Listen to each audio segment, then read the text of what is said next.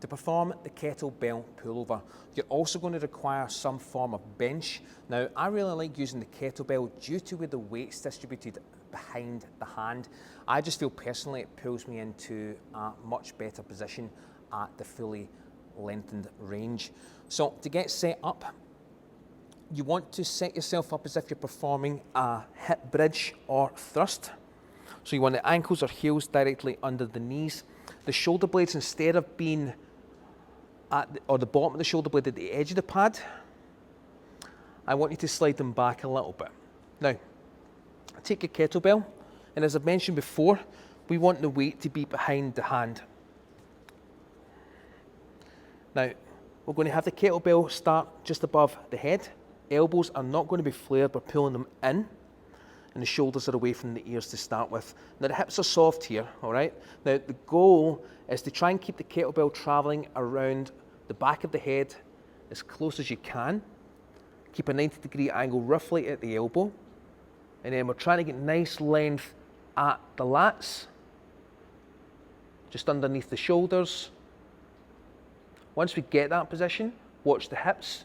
They're going to start to drop as far as it can go. Now I'm actually stretching here from the bottom of my glutes and just about the bottom portion of the rib cage. So I'm not putting all the pressure just into the low back. Breathing should be inhale as you're stretching out. Then just come back up, extend the hips through. Exhale and bring the kettlebell back to the start position. Shoulders stay away from the ears. Breathe in, so this part first, then start to drop the hips.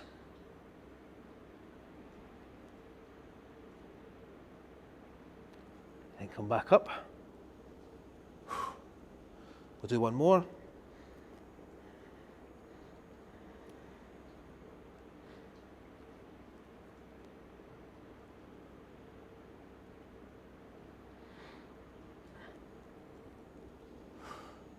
And come back up.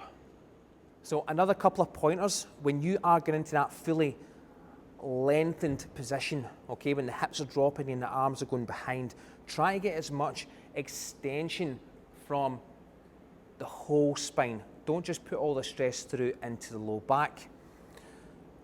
What I want you to do with the hips as well is think about your sit bones heading to the floor, okay, so full extension, sit bones heading to the floor, and then trying to get as much length from the lats and at the shoulders and the back of the arms as you possibly can. And also think about taking a deep breath in and expansion when you're coming back up.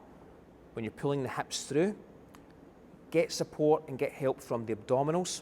So I want you to, when you exhale, use the abdominals to pull the hips up into position.